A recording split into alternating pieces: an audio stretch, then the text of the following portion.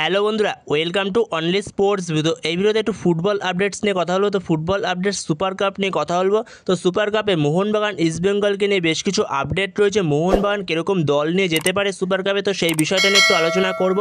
এছাড়াও সুপার কাপে মোহনবাগানের হয়ে কোন বিদেশি খেলতে পারে তো সেটাও জানাবো এই ভিডিওতে, এবং তার পাশাপাশি ট্রান্সফার আপডেট রয়েছে তো সেটাও জানাবো। তো ভিডিওটি সবাই শেষ পর্যন্ত দেখতে থাকো। আর চ্যানেলে নতুন হয়ে থাকলে চ্যানেলটি সাবস্ক্রাইব করে পাশে থাকা বেল আইকনটিকে অন করে পাশে থেকো।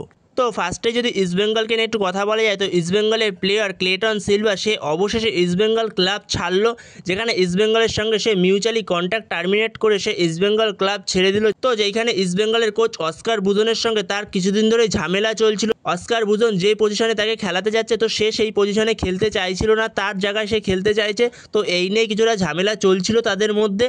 তো সেইখানেই মনে হচ্ছিল হয়তো ক্লেটন সিলভা ইস্টবেঙ্গল ছাড়তে পারে। তো সেইখানে শেষ পর্যন্ত সেটাই হলো, ইস্টবেঙ্গল ক্লাব ছাড়লো। Clayton Silva mutually contact terminate করে ইস্টবেঙ্গল ক্লাব ছেড়ে দিল।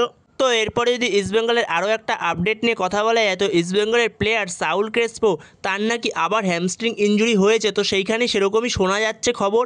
তো এটা এখনও পর্যন্ত কোনো অফিসিয়াল নিউজ না, কিন্তু সে সিঁড়ি থেকে নামতে গিয়ে সে পড়ে গেছে, তার নাকি আবারও হ্যামস্ট্রিং ইনজুরি হয়েছে। তো সাউল ক্রেসপোকে এমআরআইয়ের জন্য পাঠানো হয়েছে। তো এমআরআই রিপোর্ট যতক্ষণ না আসে ততক্ষণ পর্যন্ত শিওরভাবে কিছু বলা যাচ্ছে না। তো এটা জাস্ট ধারণা করা হচ্ছে যে তার হ্যামস্ট্রিং ইনজুরি হলেও হতে পারে, তো সেরকমই ধারণা করা যাচ্ছে।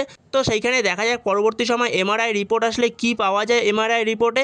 তো হোপফুলি এমআরআই রিপোর্ট থেকে ভালো কোনো খবরই আসবে, কারণ সুপার কাপের জন্য খুবই ভালোভাবে প্রিপারেশান নিচ্ছে ইস্টবেঙ্গল। তো সেইখানে সুপার কাপের জন্য অনেক দিনই হয়ে গেল ইস্টবেঙ্গল পুরোপুরিভাবে অনুশীলনে নেমে পড়েছে। তো এরপরে যদি একটা ট্রান্সফার আপডেট নিয়ে কথা বলা যায়, তো সেইখানে মুম্বাই সিটি এফসির প্লেয়ার টিরি তার সঙ্গে কন্ট্যাক্ট শেষ হয়ে যাচ্ছে মুম্বাই সিটি এফসির এই সিজনে 31শে মে 2025-এ। তো সেইখানে মুম্বাই সিটি এফসি এই বছরে ছাড়তে পারে টিরি। তো সেইখানে যেরকমটা শোনা যাচ্ছে টিরির প্রতি আইএসএলের দুটো তিনটে ক্লাবের বেশ নজর রয়েছে, যেখানে সবথেকে বেশি শোনা যাচ্ছে বেঙ্গালুরু এফসির কথা। বেঙ্গালুরু এফসি টিরিকে টার্গেট করে রেখেছে, যেখানে আগের বছর থেকেই টার্গেট করে রেখেছিল টিরিকে বেঙ্গালুরু এফসি, যেখানে আগের বছরই সাইন করাতে যাচ্ছিল টিরিকে বেঙ্গালুরু এফসি, কিন্তু টিরি শেষ পর্যন্ত মুম্বাই সিটি এফসিতে থেকে যায়। তো সেই কারণে বেঙ্গালুরু এফসি টিরিকে সাইন করাতে পারে না। আর যেহেতু টিরির সঙ্গে এই মরশুমে মুম্বাই সিটি এফসির কন্ট্রাক্ট শেষ হয়ে যাচ্ছে, তো সেইখানে টিরির প্রতি একটা ইন্টারেস্ট শো করছে বেঙ্গালুরু এফসি। তো সেইখানে টিরি অল টাইম সেরা ডিফেন্ডার আইএসএলের। তো সেইখানে টিরি অবশ্যই আইএসএলের অল টাইম সেরা ডিফেন্ডার, লেজেন্ড একজন আইএসএলের। তো সেখানে দেখা যাক টিরি যদি পরবর্তী সময় মুম্বাই সিটি এফসি ছাড়ে তাহলে টিরি কোন ক্লাবে জয়েন করে আইএসএলের, তো সেটা পরবর্তী সময় অবশ্যই জানিয়ে দেবো। তো এরপরে যদি সুপার কাপে মোহনবাগানকে নিয়ে কথা বলা যায়, তো সেইখানে মোহনবাগান আজকে থেকে অনুশীলনে নেমে পড়বে। মোহনবাগান সুপার কাপের জন্য পুরোপুরি আজকে থেকে অনুশীলনে নেমে পড়বে, যেখানে মোহনবাগান সুপার কাপে দল নিয়ে যাবে। বেশ কিছু সিনিয়র দলের প্লেয়ারও থাকবে এবং তার পাশাপাশি কিছু আরএফডিএল দলের প্লেয়ারও থাকবে। যেই আরএফডিএল দল দুদিন আগে চ্যাম্পিয়ন হলো মোহনবাগানের, তো সেই আরএফডিএল দল থেকেও কয়েকটা প্লেয়ার থাকবে, এবং তার পাশাপাশি মোহনবাগানের যে সিনিয়র দলের প্লেয়ার রয়েছে তো তারাও থাকবে মোহনবাগানের এই সুপার কাপে। আর শুধু বিদেশিদের মধ্যে সুপার কাপে মোহনবাগানের হয়ে থাকতে চলেছে শুধু নুনো রেইজি, যে একটু গেম টাইম পায়নি সারা সিজনে। তো তাকে গেম টাইম দেওয়ার জন্য তাকে নিয়ে আসা হয়েছে। তো নুনো রেইজকে গেম টাইম দেওয়ার জন্য তাকে নিয়ে আসা হয়েছে, এবং বাদবাকি প্রত্যেকটি বিদেশি প্লেয়ারকে রেস্ট দেওয়া হয়েছে, যেখানে সারা সিজনে তারা খেলেছে, যেখানে ডুরান্ড কাপ থেকে শুরু করে আইএসএলের পুরো সিজন তারা খেলেছে। তো সেই কারণে তাদের রেস্ট দেওয়া হয়েছে। যেখানে সিনিয়র প্লেয়ারদের মধ্যে সুপার কাপে খেলবে সাহাল আব্দুল সামাদ এবং আশিক কুর্নিয়ান খেলবে, দীপক তাংড়ি খেলতে পারে, এবং সিনিয়র টিম থেকে ধীরাজ সিং খেলবে গোলকিপারে, এবং দিব্যেন্দু বিশ্বাস খেলবে ডিফেন্সে, এবং তার পাশাপাশি আপ ফ্রন্টে সুহেল ভাট খেলবে। তো এরাই খেলতে চলেছে সিনিয়র টিম থেকে।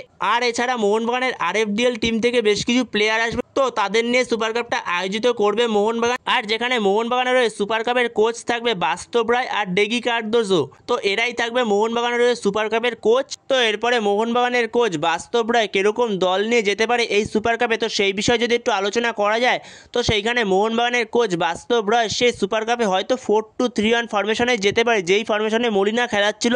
সেইখানে গোলকিপারে স্টার্ট করবে ধীরাজ সিং। তো যেখানে পুরো সিজন ধরে বিশাল কায়েত খেলেছে, তো বিশাল কায়েতকে রেস্ট অপারেট করা হবে, তো সেইখানে বিশাল কায়েতের জায়গায় ধীরাজ সিং স্টার্ট করবে গোলকিপারে। আর যেখানে চারজন ডিফেন্সের মধ্যে লেফট ব্যাকে স্টার্ট করবে আমানদীপ, শুভাশিস বোস থাকছে না, তো শুভাশিস বোসের জায়গায় হয়তো আমানদীপই স্টার্ট করবে লেফট ব্যাকে। আর সেক্ষেত্রে রাইট ব্যাকে স্টার্ট করবে সৌরভ ভানুয়ালা, তো রাইট ব্যাকে সৌরভ ভানুয়ালাকে দিয়ে স্টার্ট করাবে। আর দুজন মেন সেন্টার ব্যাক হবে, একজন দিব্যেন্দু বিশ্বাস, আরেকজন হবে নুনো রেইস। তো বিদেশিদের মধ্যে শুধু সেন্টার ব্যাকে নুনো রেইসই থাকবে বিদেশিদের মধ্যে। আর সেক্ষেত্রে মাঝমাঠে দুজন হবে, একজন দীপক তাংড়ি, আরেকজন অভিষেক সূর্যবংশী। তো দীপক তাংড়ি মেনলি সে ডিফেন্সিভ মিডফিল্ডারের রোলটা প্লে করবে, আর অভিষেক সূর্যবংশী সে একটু অ্যাডভান্স রোলে খেলবে, মানে সেন্টার মিডফিল্ডারের রোলটায় সে প্লে করবে। আর সেক্ষেত্রে দুদিকের উইং থেকে লেফট উইং থেকে স্টার্ট করবে আশিক কুরনিয়ান, আর রাইট উইং থেকে স্টার্ট করাতে পারে সালাউদ্দিনকে, যেখানে এই সালাউদ্দিন সে মেন টিমের স্কোয়াডে ছিল কিন্তু সে একটা ম্যাচেও চান্স পায়নি। তো সেইখানে সালাউদ্দিনকে দিয়ে স্টার্ট করাতে পারে রাইট উইংয়ে। আর যেখানে অ্যাটাকিং মিডফিল্ড নম্বর 10 রোলটা প্লে করতে পারে সাহাল আব্দুল সামাদ, যেটা সবথেকে তার পছন্দের পজিশন। তো সেই পজিশনে সে খেলতে পারে। তো সেখানে সাহাল আব্দুল সামাদ অ্যাটাকিং মিডফিল্ডে স্টার্ট করতে পারে, আর ওপরে একজন স্ট্রাইকার স্টার্ট করবে সুয়েল ভাট। তো সেইখানেই মোহনবাগান এরকম প্লেইং 11 নিয়ে যেতে পারে সুপার কাপে। তো এরকমই একটা প্লেইং 11 হতে পারে মোহনবাগানের সুপার কাপে। তো দু একটা প্লেয়ার চেঞ্জ হলেও হতে পারে, কিন্তু এরকমই সুপার কাপের প্লেইং 11 হতে চলেছে মোহনবাগানের। তো বন্ধুরা, তোমাদের কি মনে হয় মোহনবাগানের কোচ বাস্তব রয় সুপার কাপে কিরকম প্লেইং 11 নিয়ে যেতে পারে? তো এরকমই কি প্লেইং 11 থাকবে, নাকি কোনো প্লেয়ার চেঞ্জ হতে পারে? অবশ্যই তোমাদের মতামত এ বিষয়ে কমেন্টে জানিও। তো বন্ধুরা, এই ভিডিওতে এই পর্যন্তই। তো এই ভিডিওতে এই আপডেটগুলো নিয়ে আলোচনা করার ছিল। তো ভিডিওটি ভালো লাগলে অবশ্যই লাইক, শেয়ার, সাবস্ক্রাইব করতে ভুলো না। তো নেক্সট ভিডিওতে দেখা হচ্ছে, ততক্ষণের জন্য বাই বাই।